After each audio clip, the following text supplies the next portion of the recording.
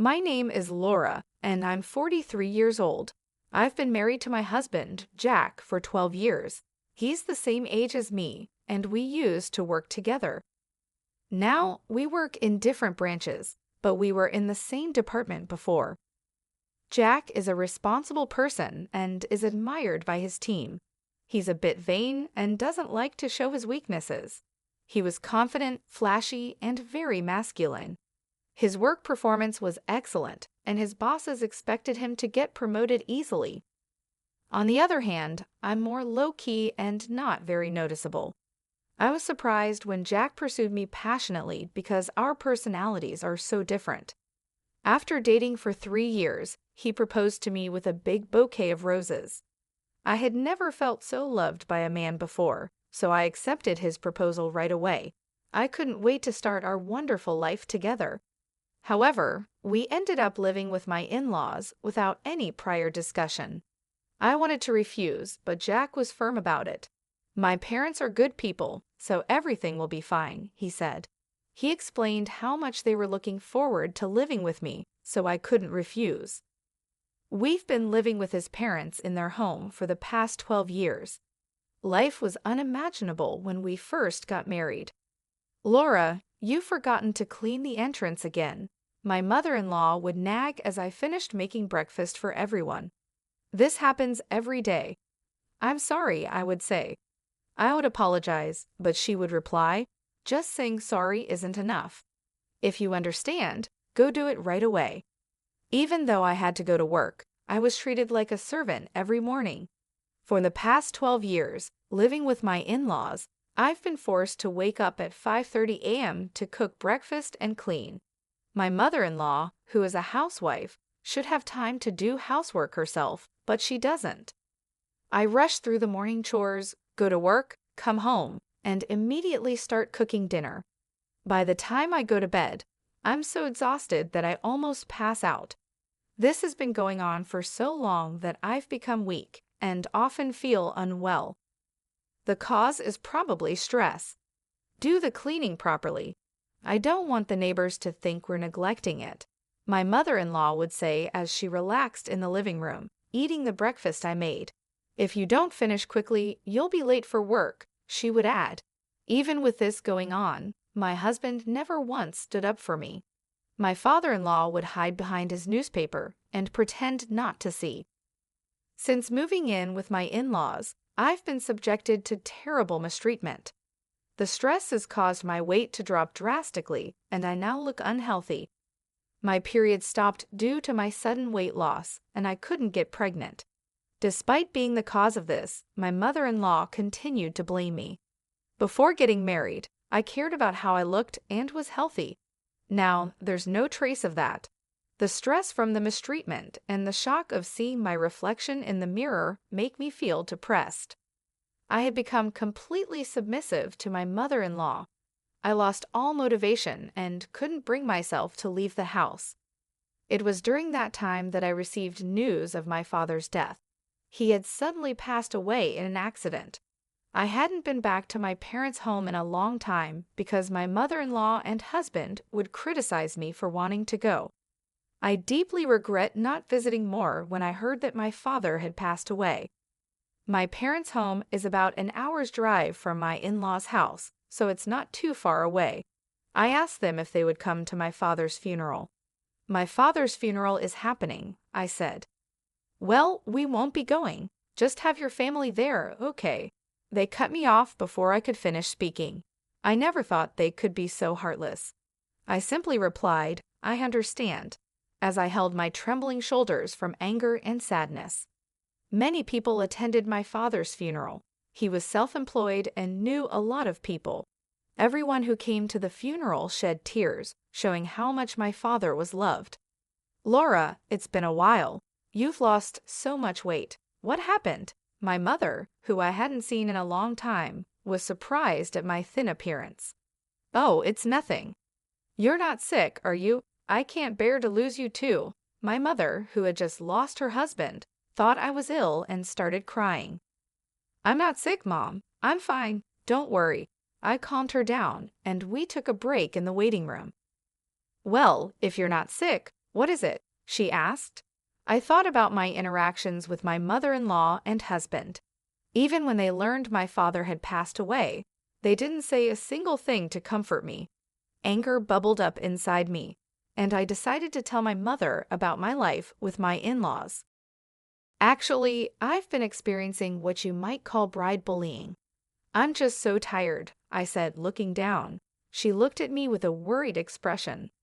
"I'm glad you're not sick, but I can't relax at all. Is that the reason you haven't been visiting as much?" I nodded, and my mother handed me a piece of paper.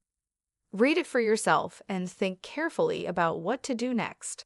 The paper she gave me was my father's will. My meticulous father had left a will in case something happened. It included information about inheritance as well. I found out I would get $950,000. "You could decide how to use it," my mother said. I was shocked by the large amount, but at the same time, I felt hope. I could finally leave my in-laws' home. With this money, I could build a house and start a new life. I went back to my in-laws' house and did the housework as usual. On days when I had plans, the house got messier than usual. It couldn't be helped since there was no one to clean. As I silently did the housework, I thought about the $950,000 I had inherited from my father. I resented my mother-in-law, but I still wanted to be with my husband. I decided to be honest about the large inheritance and suggest we move out of my in-laws' house. "I have something to talk about." I began speaking with my husband after my in-laws had gone to bed and we were alone. "Yeah, so what's up?" he asked. "It's about my dad. It turns out I'm going to inherit his estate." "Oh, really? How much?" "Well, it's $950,000. When I told him the amount, my husband looked shocked, as if he couldn't believe it. "What? Are you serious?" "Yes, $950,000. When he understood, he was delighted. "Wow, he left that much for you? That's so generous." So, about what to do with the money. Since he was in a good mood, I decided to get to the main point. But before I could speak, he said something outrageous. "We need to transfer that money to my mom's bank account right away." I didn't understand what he was saying. "Wait, why? I inherited it." It was so absurd that I thought he was joking. "Wait, why? I inherited it, so that's not right."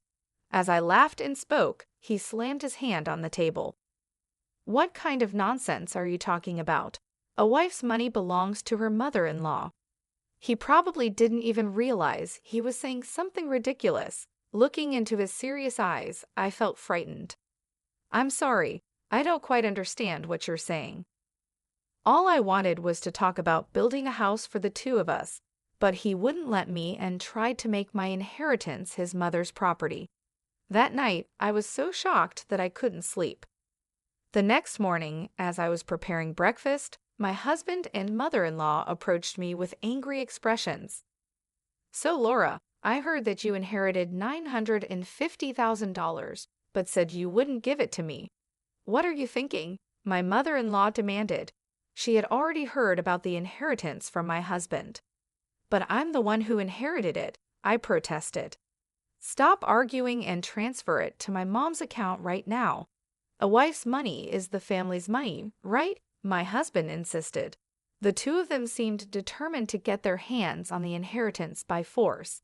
No matter how much I resisted, I was only blamed. Thinking that resistance was futile, I fell silent, and my husband showed me a piece of paper. "You're getting carried away just because you got your hands on some money. What's with the attitude? I'm the one supporting you. If you don't change your mind, it's divorce." The paper was a divorce form. "I've already signed it. Take this and go back to your parents' house. If you apologize properly, I might not go through with the divorce." I received the divorce form with my husband's section completely filled out. As I stared at it, memories came flooding back. I had never been supported in this house. I paid the same amount of living expenses as my husband, and all the housework was my responsibility. I had never been taken care of, yet they always looked down on me. In the end, they even tried to take my father's money. If I stayed here, I might give in to the pressure from them and hand over the inheritance. But this money was what my father had left for me. Being told to go back to my parents' house felt like an opportunity. Holding the filled-out divorce form, I now had the power to make decisions for the future. I swore in my heart that I would never give up my father's inheritance and made a decision. That day, after work, I went back to my parents' house. "I'm home." "Welcome back, sweetie. I had a feeling you'd be coming home soon," my mother said with a gentle smile as she warmly welcomed me. The table was set with her home-cooked dishes. I couldn't remember the last time I had eaten a meal made by someone else. As I took a bite, I was moved to tears by how good it all tasted. "Did you tell Jack about the inheritance?" "Yes, and that's when things got complicated. I told my mother everything my husband and mother-in-law had said. She was stunned by the shocking details. "The inheritance is yours, and it's up to you to decide how to live your life from now on," she said as tears streamed down my face. She gently put her arm around my shoulder. After staying at my mother's house for a week, I decided to return to my in-laws' home. "Well, I'm going now. Take care." I was no longer afraid to return to that house. With a refreshed mindset, I headed back to my in-laws' home. Finally, back, huh? Have you reflected on your actions? My husband and mother-in-law were waiting for me with their arms crossed. "Yes, I'm sorry. Please let me live in this house again." I uttered a shallow apology. Hearing this, my mother-in-law smirked. "Then hurry up and hand over the inheritance."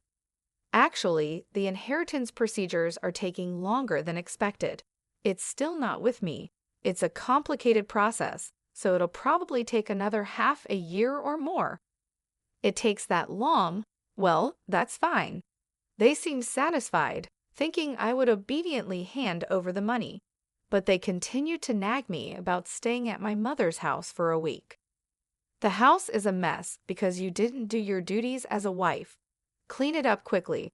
The house was filthy after just a week. It was impressive how messy it had become in such a short time. "Yes," I replied. The old me would have been devastated, but now things were different. I didn't care about being bullied by my mother-in-law or being forced to do tough housework. I did the chores as ordered by her. 6 months later, it was my mother-in-law's birthday. "Well, we're going now. Make sure to keep the house clean." She always went on a trip for her birthday, and of course, they never took me. "By the way, have you received the inheritance yet?" she asked. "It's supposed to arrive today." "Well, isn't that perfect? That $950,000 is a present for my mom. Make sure to transfer it to her account before we return." There was no way the inheritance would conveniently arrive on her birthday. My husband saw through my lie, but I didn't respond. I simply saw them off with a smile, saying, "Take care and have a safe trip." Once they were out of sight, I began to put my plan into action. I had been waiting for this day for a long time. They would surely be surprised when they returned, but it was no longer my concern. I quickly packed my belongings and left my in-laws' house. "Wow, this is amazing," I said as I moved my belongings into my new home. I had built a house with my father's inheritance. I'm so happy I get to live in such a beautiful house. I decided to invite my mother to live with me. I was truly happy that I didn't have to be bothered by them anymore. I sank into the soft sofa and felt content. Today was a celebration of our new home. My mother and I invited a chef to our home and spent a luxurious day. The next evening, I received a phone call from my husband. "Hey, what's going on?" my husband asked, confused because all my things were gone when they returned home. "I won't be coming back, so goodbye." I tried to hang up since I didn't want to talk to him anymore, but I could hear my mother-in-law shouting on the other side of the phone. "What the hell do you think you're doing? Where are you now?" "I can't answer that. You told me to clean the house, so I put my things away. That's not funny. Besides, you haven't transferred the inheritance yet. How many times do I have to say that a daughter-in-law's money is mine? I submitted the divorce papers. I'm single now. When I said that, my screaming mother-in-law suddenly fell silent. We're strangers now. Goodbye. Imagining my dumbfounded mother-in-law, I hung up the phone and couldn't stop laughing. My heart felt so light now that I had nothing to do with that family. After that, my ex-husband called me many times. When I had time, I would answer the phone and let the abusive words from my ex-husband and ex-mother-in-law flow. I recorded those calls from beginning to end and decided to consult the police with those recordings. It's not uncommon for cases of harassment from an ex-husband. We'll issue a warning before it becomes dangerous. Fortunately, the police responded quickly and went to my former in-laws' house to issue a warning. For my image-conscious former in-laws, having the police come was damaging enough. Plus, the subordinate of my ex-husband, who lived nearby, saw the police coming. Since my ex was a prominent figure in the company, the rumor spread quickly. His subordinates and colleagues who didn't like him started to exaggerate the story and spread bad rumors about him. Eventually, the rumor reached the department I belonged to. I heard the police came. I'm divorced now, so I don't know much about it. What? You're divorced? Yeah, the bullying from my mother-in-law and my husband's abusive words were too much. I spoke in a slightly louder voice so that those around me could hear. The gossip-loving employees heard this and spread the rumor even further. It didn't take long for my ex-husband's boss to hear about it. You've got quite a lot of bad rumors going around. What are you talking about? I hate men who can't cherish their wives. With such bad rumors going around, our reputation suffers too, so I decided to have you transferred. The transfer order given to my ex-husband was harsh. This place is... It was the branch office in the region with the worst performance. The area was called a landlocked island because there was no entertainment or anything of that sort around. You understand what being sent here means, right? His boss asked. Everything he had built up until now crumbled, and there would be no chance of promotion in the future. He accepted the transfer order and moved to the countryside without being able to refuse. As for my ex-mother-in-law, she must have been shocked by her son's lowered reputation and the fact that they could no longer live together. She became a complete shut-in and eventually developed depression. She also seemed to have dementia, as she frequently caused disturbances at home. My ex-father-in-law desperately took care of his deteriorating wife. Even if not related by blood, she was still an important family member.